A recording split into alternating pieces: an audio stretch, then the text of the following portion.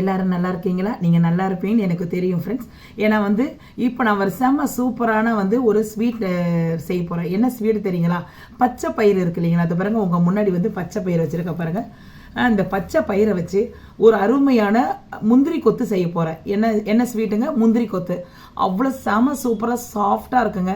சாப்பிட்றதுக்கு வாய்க்கு நல்லா மென்மையாக இருக்கும். அதுக்கு என்ன தேவையான பொருளை நம்ம இப்போ பார்த்துடலாமாங்க? இப்போ நம்ம முந்திரி கொத்து ஸ்வீட் செய்யறதுக்காக நான் ஒரு கப்பு வந்து நான் மெஷர்மெண்ட் கப்பு பற்றி இப்போ நான் எந்த மெஷர்மெண்ட்டில் சொல்கிறேனோ அதே மெஷர்மெண்ட் தாங்க எல்லா அளவும் எடுத்துக்கணும். ஓகேங்களா? இப்போ வந்து நான் இந்த மெஷர்மெண்ட்டில் வந்து ஒரு கப்பு வந்து பச்சை பருப்பு எடுத்திருக்கேன். இப்போ பாருங்க, ஒரு கடாயை எடுத்துங்க. கடாயில் வந்து இந்த ஒரு கப்பு இது இருக்கு இல்லையா, பச்சை பருப்பு இருக்கு இல்லைங்களா, அதை வந்து நல்லா கொஞ்சம் லைட்டாக பொன் வறுவலாக வறுத்துக்குங்க. இது கொஞ்சம் நல்லா வறுக்கணும். அப்போ தான் வந்து நல்லாயிருக்கும், டேஸ்ட் நல்லாயிருக்கும்.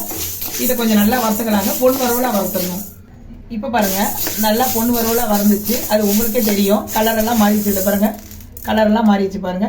இப்போ நம்ம எடுத்து ஒரு தட்டில் கொட்டிடலாம். அப்படியே இதை ஆற விட்டுடலாங்க. இது கொஞ்சம் நேரம் ஆறட்டும். நம்ம பயிர் வறுத்தோம் இல்லைங்களா, வறுத்து முடிச்சுட்டு அந்த கடாயிலேயே திரும்பவும் வந்து அந்த தேங்காய் பூ வந்து அதே கப்பால், எந்த கப்பால் நம்ம அளந்தோமோ பச்சை பயிறு, அதே கப்பால் ஒரு கப்பு வந்து தேங்காவை வந்து கொஞ்சம் லைட்டாக வறுத்துக்குங்க. லைட்டாக வறுத்துட்டு இதில் கொஞ்சோண்டு வந்து வெள்ளை எள்ளு போட்டுக்குங்க. கொஞ்சம் நல்லா வாசனையாக இருக்கும். இதுவும் சேர்த்து நல்லா வறுத்துக்குங்க. இப்போ ஒரு மிக்சிங் பவுல் எடுத்துங்க. நம்ம ஆற வச்சோம் இல்லைங்களா பச்சை பயிறு, அதை அப்படியே போட்டுடலாங்க. இந்த மிக்சிங் பவுலில் போட்டுடலாம். இதில் ஒரு 5 ஏலக்காய் போட்டு நல்லா வந்து ஃபைன் இது நல்லா பவுடராக அரைச்சிக்கலாம். இப்போ திறந்துடலாங்க. திறந்து பாருங்க, நல்லா வந்து பவுட்ரு மாதிரி இது பாருங்க, நல்லா பவுட்ரு மாதிரி ஆயிடுச்சு. நல்லா வந்து நல்லா இந்த மாதிரி அரைச்சிக்கோங்க. இதை வந்து நம்ம வேற ஒரு பாத்திரத்துக்கு மாற்றிடலாம். இப்போ வேற ஒரு பாத்திரத்தில் மாற்றிடலாங்க. இந்த பச்சை பயிர் மாவில் வந்து அதே நம்ம தேங்காயும் எள்ளையும் வறுத்தோம் இல்லைங்களா, அதையும் இதில் போட்டுடலாம். இப்போ பாருங்க, அதே கடாயில், எந்த கடாயில் நம்ம எல்லாமே செஞ்சோமோ அதே கடாயில் வந்து எந்த நம்ம மெஷர்மெண்ட் கப்பில் நம்ம அளந்தோமோ அதே ஒரு கப்பில் வந்து நம்ம இது வெள்ளம் எடுத்துக்கலாங்க. ஒரு கப்பு வெள்ளத்துக்கு கரெக்டாக வந்து ஒரு அரை கப்பு தண்ணி ஊற்றிக்குங்க. இது நல்லா கொஞ்சம் பாவு காய்ச்சிக்கலாம். இப்போ பாருங்க, பாவு நல்லா ரெடி ஆயிடுச்சுங்க. இது ரெடி ஆயிடுச்சுன்னு சொல்லிட்டு உங்களுக்கு எப்படி தெரியணும்னு சொல்லிட்டு நான் உங்களுக்கு ஒன்று காட்டுற பாருங்க. இதில் கம்பி பதம் பார்ப்பாங்க. இதை இப்படி வச்சு நம்ம வந்து கையால் அப்படி பண்ணி பார்ப்பாங்க. ஏன்னா வந்து சில பேருக்கு வந்து சுடுன்னு சொல்லிட்டு பயப்படுவாங்க. அதனால ஒரு ஈஸி மெத்தட் ஒன்று சொல்கிறேன் பாருங்க. ஒரு கிண்ணத்தை தண்ணி எடுத்துக்கோங்க. தண்ணி எடுத்துட்டு இதில் அப்படியே ஊற்றிடுங்க. இதை பாருங்க, உள்ளே ஊற்றுங்க. இதை பாருங்க, ஊற்றுதுங்களா? இப்போ வந்து அந்த வெள்ளத்தை எடுத்து அப்படியே கொஞ்ச நேரம் விட்டுட்டு பாருங்க. அப்படி இதை பாருங்க, அப்படி இப்படி எடுத்தீங்கன்னா இதை பாருங்க, அப்படியே உருண்டையாக வரும். இதை பாருங்க, இதை பாருங்க, இதை பாருங்க, இதை பாருங்க. இதுதான் வந்து பாவு ரெடி ஆயிடுச்சுன்னு அர்த்தம். இப்படி பார்த்துக்குங்க. ஒரு பிகினர்ஸாக இருந்துச்சுன்னா பார்க்க தெரியலன்னா இப்படி பார்த்துங்க. இதுதான் ஓகே. ஓகேங்களா? இப்போ நம்ம எடுத்துடலாம். இப்போ நம்ம பாவை எடுத்துட்டு நம்ம ஏற்கனவே வந்து ரெடி பண்ணி வச்சிருக்கோம் இல்லைங்களா, பச்சரிசி மாவும் தேங்காய், அதில் நம்ம ஊற்றிடலாம். இப்போ பாருங்க, நல்லா வந்து நம்ம அந்த வெள்ளை பாவோடு சேர்ந்து நல்லா வந்து ஃபுல்லாக மிக்ஸ் பண்ணிக்கோங்க. இப்போ பாருங்கள், எல்லாமே சேர்த்து நல்லா வந்து கையாலேயே போட்டு கொஞ்சம் சூடு இருக்கும் போதே வந்து உருண்டை பிடிச்சிருங்க. சூடு ஆறிட்ட பிறகு நீங்கள் பிடிக்க நினச்சாலும் பிடிக்க முடியாது. ஏன்னா வந்து ரொம்ப வந்து பிடிக்க முடியாத அளவுக்கு ஆகிடும். அதனால் கொஞ்சம் சூடு லைட்டாக இருக்கும் போதே நீங்கள் பிடிச்சிருங்க. அப்போ தான் வந்து எல்லாத்துக்கும் சரியாக இருக்கும். பிடிக்க முடியாது. இப்போ பாருங்கள், இதை பாருங்கள், நான் பிடிச்சி காட்டுறேன் பாருங்கள். இந்த மாதிரி பிடிச்சிருங்க. ஏன்னா அது சூடு இருக்கும் போதே, கொஞ்சம் லைட்டாக சூடு இருக்கும் போதே பிடிச்சிக்கிட்டிங்கன்னா கொஞ்சம் நல்லாயிருக்கும். இதே மாதிரி பிடிச்சிருங்க. பிடிச்சி இதை ஒரு தட்டில் வச்சிடலாம்.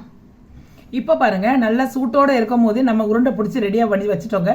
இப்போ இதுக்கு ஒரு மாவு ரெடி பண்ணிக்கலாம். ஒரு மிக்சிங் பவுல் எடுத்துங்க. இதில் ஒரு கப்பு வந்து இது அரிசி மாவு எடுத்துங்க. 2 டீஸ்பூன் மைதா மாவு எடுத்துங்க. கொஞ்சம் ஒரு 1/4 டீஸ்பூன் வந்து மஞ்சத்தூள் ஆட் பண்ணிக்கோங்க. கொஞ்சமாக தண்ணி ஆட் பண்ணி நல்லா வந்து மாவை கொஞ்சம் நல்லா தண்ணி ஊற்றி இது பண்ணிக்கோங்க, ரெடி பண்ணிக்கலாம். இப்போ பாருங்கள், மாவை நல்லா கட்டியாக கரைச்சிக்கோங்க. இதை பாருங்கள், இந்த அளவு மாவு இருக்கணும். ரொம்ப தண்ணி இருக்கக்கூடாதுங்க. அப்போ நம்ம உருண்டை போட்டு நம்ம வந்து எண்ணெயில் போடும்போது கரெக்டாக ஒட்டும். நீங்கள் ரொம்ப தண்ணியாக கரைச்சினா அது ஒட்டாது. இப்போ இந்த அளவு இருக்கணும். இந்த பாருங்க, எவ்வளோ கட்டியாக இருக்கு பாருங்க மாவு. இப்போ நம்ம இதுலேருந்து அடுத்த ஸ்டெப்பை பார்த்தலாம். இப்போ முந்திரி கொத்து போடுறதுக்காக ஒரு 3 உண்டை உள்ளே போட்டுருங்க. கரெக்டாக அதை பாருங்க 3 உண்டை போட்டுருங்க. 3 உண்டை போட்டுட்டு அப்படியே மேலே மேலே அது அப்படியே மாவு விடுங்க.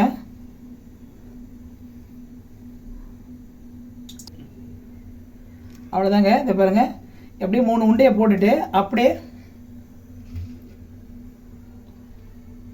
அப்படியே மெதுவாக போடுங்க.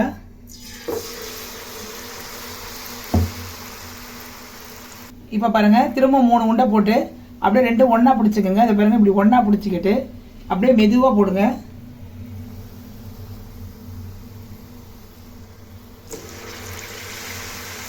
இப்போ பாருங்க 3 கொத்து போட்டிருக்கோம், நல்லா வெந்துட்டு இருக்கு. முதல் கொத்து போட்டோம் இல்லைங்களா, அதை வந்து அப்படியே மெதுவாக அப்படியே திருப்புங்க பார்ப்போம். இதை பாருங்க அப்படியே மெதுவாக அப்படியே திருப்பி போட்டுருங்க. இப்போ இந்த கொத்தும் அப்படியே மெதுவாக திருப்பி போடுங்க. இப்போ பாருங்க நம்ம எடுத்துடலாம். செம சூப்பராக பாருங்க ரெடி ஆயிடுச்சு. முந்திரி கொத்து ரெடி ஆயிடுச்சு. இதை பாருங்க எவ்வளோ அருமையாக இருக்குது பாருங்க, பார்க்கறதுக்கே அல்டிமேட்டாக இருக்குது பார்த்தீங்களா. இதே மாதிரி இருக்கிற உருண்டையெல்லாம் நம்ம போட்டு எடுத்துடலாம். இப்போ பாருங்க செம சூப்பராக உங்கள் முன்னாடி வந்து முந்திரி கொத்து ரெடி பண்ணிட்டேன். இதுவும் பச்சை பயிரில் முழுக்க பச்சை பயிரில் தான் செஞ்சுருக்கோம். நம்ம தேங்காய் துருவெல்லாம் போட்டு ஏலக்காய்லாம் போட்டு செஞ்சுருக்கோம். இது ஒரு ஈவினிங் ஒரு நல்ல ஸ்வீட் ரெசிபியாக இருக்கும். குழந்தைங்கள்லாம் வீட்டில் இருக்கும் போது இதை நீங்கள் செஞ்சு ஈவினிங் டைமில் செஞ்சு கொடுத்தா பிள்ளைங்களாம் ரொம்ப விரும்பி சாப்பிடுவாங்க. எவ்வளோ சூப்பராக இருக்குது பாருங்கள், எவ்வளோ அருமையாக இருக்குது பாருங்கள். முந்திரி கொத்து எவ்வளோ அருமையாக இருக்குது பாருங்கள். நீங்களும் இதை செஞ்சு பாருங்கள், செஞ்சு பார்த்துட்டு பாருங்கள். இப்போ பாருங்கள் நம்ம பாருங்கள் உங்கள் முன்னாடி வந்து நான் ஓப்பன் பண்ணி இப்போ காட்டுறேன் பாருங்கள். பாருங்கள் எவ்வளோ சூப்பராக இருக்குது பாருங்கள். இதை பாருங்கள் அப்படியே பாருங்கள் பாருங்கள் எவ்வளோ சூப்பராக இருக்குது பாருங்கள், பார்க்குறதுக்கு அல்டிமேட்டாக இருக்குது பாருங்கள். எவ்வளோ அருமையாக இருக்குது பாருங்கள், நீங்களும் செஞ்சு பாருங்கள். இப்போ பாருங்கள் எவ்வளோ சூப்பராக பாருங்கள், அருமையாக இருக்குது பாருங்கள். இது பாருங்கள் அந்த அளவு அவ்வளோ சாஃப்டாக இருக்குது பாருங்கள், பார்க்குறதுக்கு அல்டிமேட்டாக இருக்குது பாருங்கள். எவ்வளோ சூப்பராக இருக்குது பாருங்கள் ஃப்ரெண்ட்ஸ். இந்த வீடியோ பிடிச்சிருக்கா பாருங்கள், நீங்களும் செஞ்சு பாருங்கள். செஞ்சு பார்த்துட்டு எப்படி வந்ததுன்னு எனக்கு சொல்லுங்கள். வீடியோ பிடிச்சிருந்தா உங்களுக்கு இதில் ஒரு லைக் ஒன்று போடுங்க. உங்கள் ஃபேமிலி நண்பர்களுக்கு இதை வந்து நீங்கள் ஷேர் பண்ணி விடுங்க. இதோடு உங்களுடைய விடைபெற உங்கள் அலமையில் நாளைக்கு ஒரு புது டிஷ்ஷோடு சந்திக்கிறோம். ஓகே தென் பாய்.